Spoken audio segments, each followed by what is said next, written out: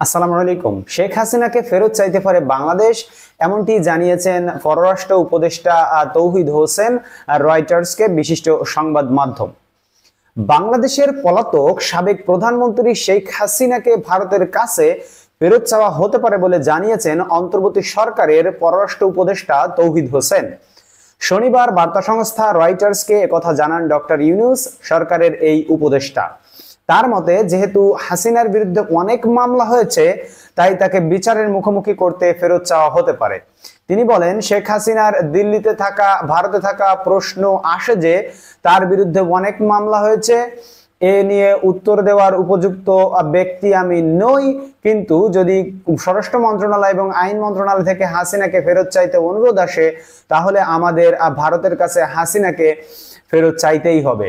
তৌহিদ হোসেনের বক্তব্য, হাসিনাকে ফেরত চাইলে ভারত বিব্রতকর পরিস্থিতিতে পড়বে, এটি তারা জানে, ফলে সেভাবেই তাদের কাজ করতে হবে।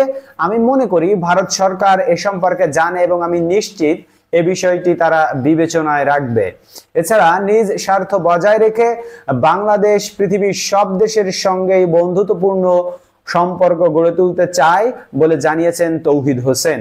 তিনি বলেছেন, আমাদের নীতি হলো জাতীয় স্বার্থ সুরক্ষিত রেখে সব দেশের সঙ্গে ভালো সম্পর্ক রাখা, কারো সঙ্গে শত্রুতা নয়।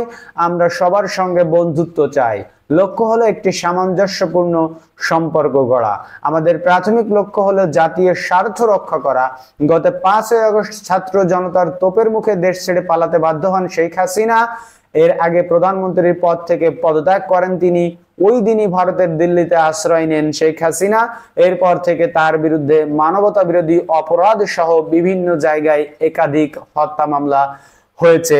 যেমনটি আপনারা সকলেই জানেন, শত শত মামলা এবং মামলার সেঞ্চুরি পর্যন্ত তিনি করেছেন।